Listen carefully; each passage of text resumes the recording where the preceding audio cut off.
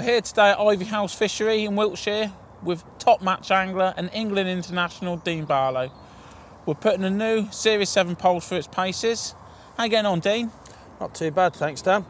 Just attacking this peg here at Ivy House on the Snake Lake, fishing a 13 metre pole, which is just down the far ledge, just in slightly deeper water. As you can see, it's about 14.5 metres wide, 15 metres wide. So with the cold weather we've been having, I'm just fishing it just a little bit down the ledge.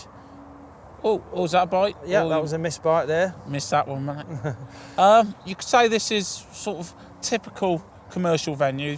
Got F1s, got some tench, some roach, but I've seen you've had some big carp today also. Yeah, I've had a couple of decent carp, which in these kind of fisheries, you just don't know what it's going to be when the float goes under.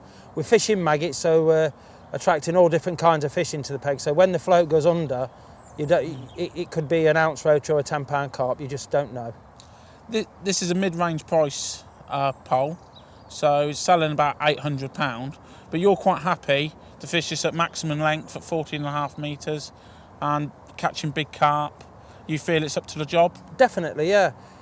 A lot of probably 95% of the commercials, you don't use more than 14.5 metres of pole anyway. A lot of the canalised lakes are probably that wide. So you don't want to have a pole that is 16 metres, but it's only good at 14 metres. You need a pole that's going to do the job that you need it to, whether you be catching silvers, carp, tench or anything that swims. On the development side of it all, we found that if we make a pole at this price point at 16 metres, you don't actually get more pole for the money, you get less fishable for the money. Because if you make it at 16, you struggle to hold it, and that butt section spends most of the time in the bag, and it compromises the rest of the pole. Oh, definitely, and what the difference is with a lot of other poles, you're chucking nearly 2 foot of carbon away with the thin tips that come with it. With this pole, it's a 14.5 metres dead, straight out of the bag, push the PTFE tip in it, and you're away fishing. Well, if you bring the pole back, let's have a look at the kit package and let's see what we get with it.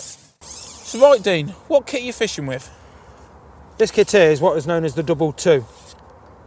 And what I use the double two for is, as you can see, it's only probably 3 foot deep where I've been fishing today. So the best thing about this is that it's the same length as the normal standard ST kit and the carp kit. Right. But the benefit of, you can break it down, hence the double two. It's brilliant for when you're fishing in shallow water, up against the far bank. So when you go to net the fish, it's right near your keep nets and you're not sitting with miles of pole sticking out. So. And there's a shorter amount of elastic. A shorter amount of elastic, yeah, so you've got more control over the fish.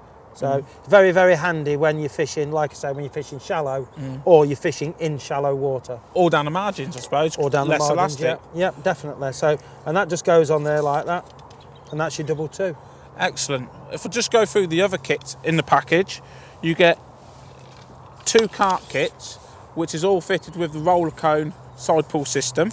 You get them 2 with the pole, the double top 2.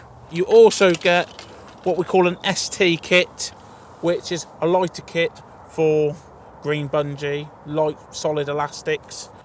And also you get a cupping kit, obviously, because we need to put some bait in. Yeah. Also, you get 2 half extensions. Yeah. I see you had one on earlier. Yeah, I think these are really, really important to poles now. A lot of the times we use the bump bar systems now, so you're actually sitting on the end of your pole. Even though the 2 coloured butts are reinforced, it still gives you that option of sitting there and holding onto the pole if it's windy. And the best thing about this one is that goes into the number 5 back, so even where the pole isn't reinforced, you've still got that to sit on. Excellent. And I think the other point we need to make, with all the Drennan poles, you get the Visi Case. I call the goodie bag. Lots of different PTFE, so you can have it to where you want. Like we said earlier, you get a PTFE to go straight inside the pole without cutting back. Yeah. But obviously, if we're going to use things like pink bungee, we're going to have to cut the tip back 10 centimetres, is it? Yeah, I think it's about 10 centimetres, yeah, which isn't a lot really. You get the Skid Bungs, the Pole Pot, the side pull beads, all the goodies with it. Yeah, there's enough there to elasticate a dozen top kits if need be. Well, I think that just shows it brings a great package for all your needs.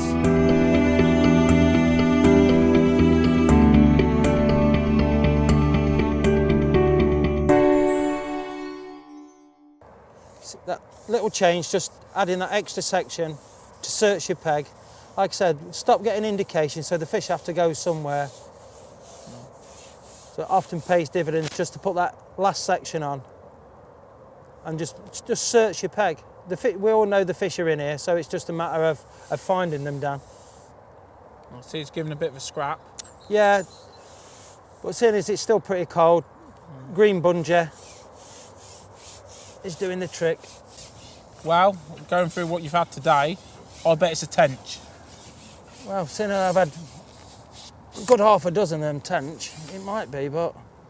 I see the green bungee works nice. Yeah, it's a good all-round elastic for this time of the year. Obviously, with the side puller, if you hook a big carp, it's not a problem at all.